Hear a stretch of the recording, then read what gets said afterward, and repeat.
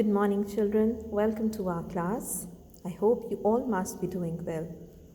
Children, what do you understand by the term abandoned?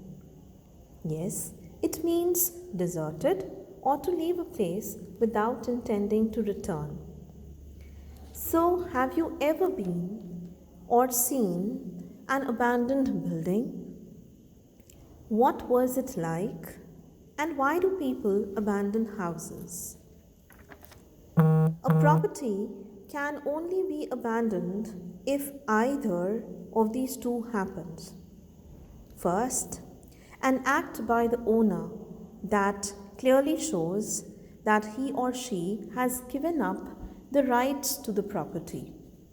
Or the other reason might be an act that demonstrates that the owner has knowingly given up control over it.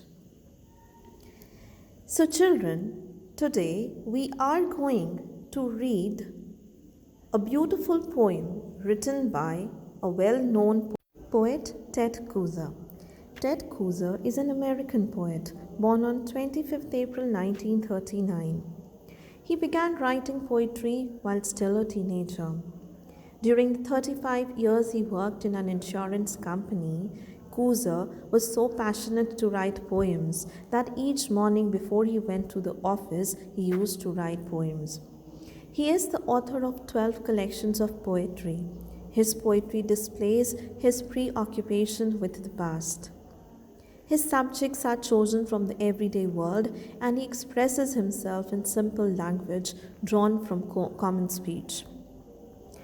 Considered by many to be among the best poets of his generation, Kooser was named Poet Laureate Consultant in Poetry of the United States of America in 2004 and won the 2005 Pulitzer Prize for Poetry for his book Delights in Shadows.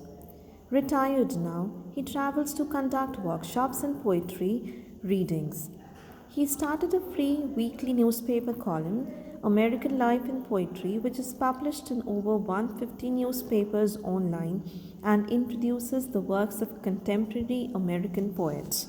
So, children, today we are going to read Unit 4, Section 3, Abandoned Farmhouse, which is a beautiful creation by Ted Kooser.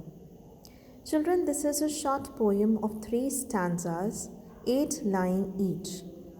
It was first published in 1980 with Kooser's collection Short Signs, New and Selected Poems. The poet has used simple diction and personification of inanimate objects to infer a family's story and possible reasons for their departure through observation of their abandoned home. So let us now read the poem given on page number 247. He was a big man, says the size of his shoes. On a pile of broken dishes by the house, a tall man too, says the length of the bed, in an upstairs room, and a good, God-fearing man, says the Bible with a broken back, on the floor below the window, dusty with sun, but not a man for farming, says the fields, cluttered with boulders and the leaky barn. A woman lived with him, says the bedroom wall, papered with lilacs, and the kitchen shelves covered with oilcloth. And they had a child, says the sandbox made from a tractor tire. Money was scarce, says the jars of plum preserves, and canned tomatoes sealed in the cellar home. And the winter's cold, say the rags in the window frames. It was lonely here, says the narrow country road. Children, the poem begins with the description of the man, his big-sized shoes and bed, giving us a clue about his physical trait. He was a tall man, and his worn-out Bible proves his spirituality. But the boulders cluttering the field outside reflect that he maybe tried to do farm the land but didn't succeed. Now let us see the second stanza. As the poem progresses, the speaker talks about more remains, such as the decoration on the bedroom walls, that is, the lilac wallpaper, and the kitchen shelves covered with waterproof tablecloth, reflecting the presence of a lady, and the way she decorated the house.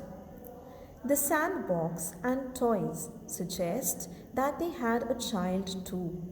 The poet also notices preserved food and rags in the window frame, which indicate that they lived in poverty. By all these leftover things, it became clear to the poet Ted Kuzer that the family was going through tough times, and there was nothing good there.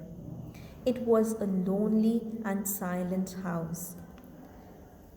Alright, children, I hope you must have understood the meaning of both these stanzas.